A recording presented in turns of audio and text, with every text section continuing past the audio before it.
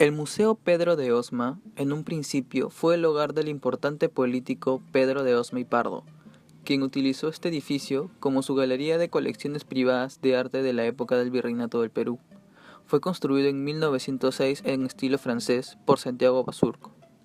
Al fallecer, quien hereda la propiedad es su hijo Pedro de Osma Gildemeister, quien se encarga del cuidado de la colección de su padre.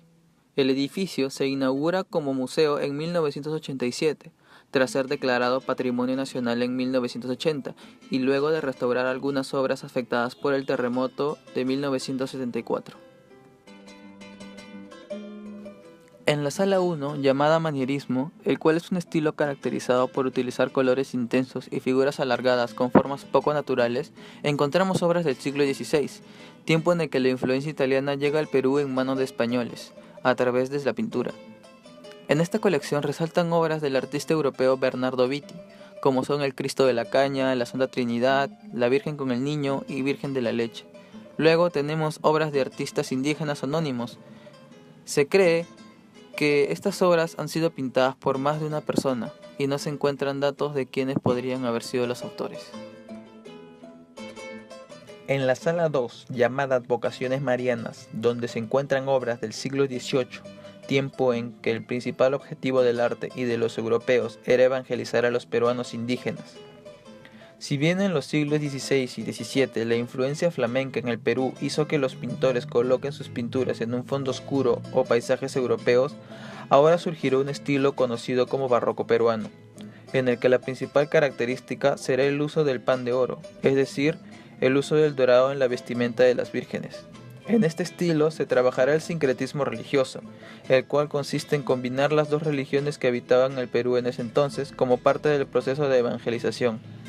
El sincretismo se puede observar en todas las obras de esta colección, donde se retrata a la Virgen María con distintas vestimentas. Estas vírgenes eran pintadas con trajes voluminosos y amontañados.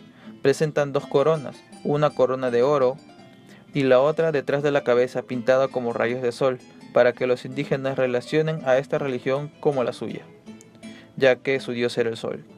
Además, también se puede ver en el tipo de vestimenta una asociación a la vestimenta de las mujeres peruanas de la época, y el uso del pan de oro, metal importante para los indígenas peruanos de esa época.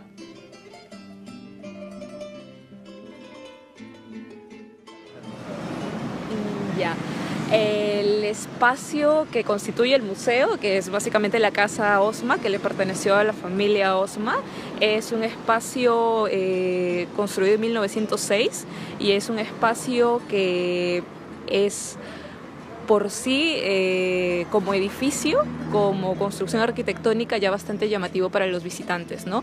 Por los estilos que condensa. Es un estilo ecléctico, es afrancesado, es una suerte de mezcla entre el academicismo, el Art Nouveau, entonces como tal, como estructura, por estos elementos de estilo y además por los elementos de técnica, es decir, de quincha, que es una técnica tradicional, y por mezclar todos estos elementos ya es de por sí un lugar que llama bastante la atención para los visitantes, no solo los turistas extranjeros, sino también los turistas nacionales, ¿no?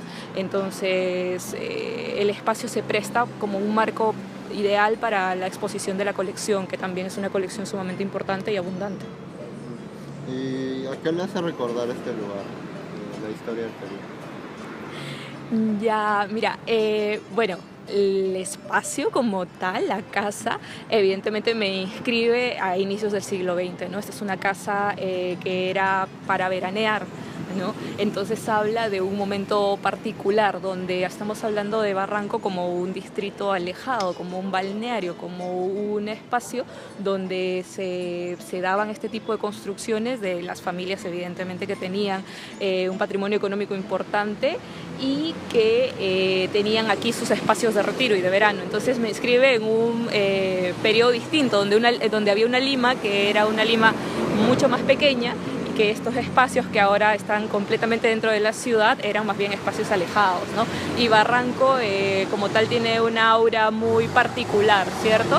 Tiene el acceso al mar, la bajada a los baños está bastante cerca, la plaza está como a 4 o 5 cuadras, ustedes deben haberla visto al momento de llegar al museo, y es como muy, habla de una Lima muy a lo Chabuca Granda, muy tradicional, ¿no? Es más, Chabuca Granda vivía muy cerca y estuvo en esta casa varias veces como invitada, ¿no?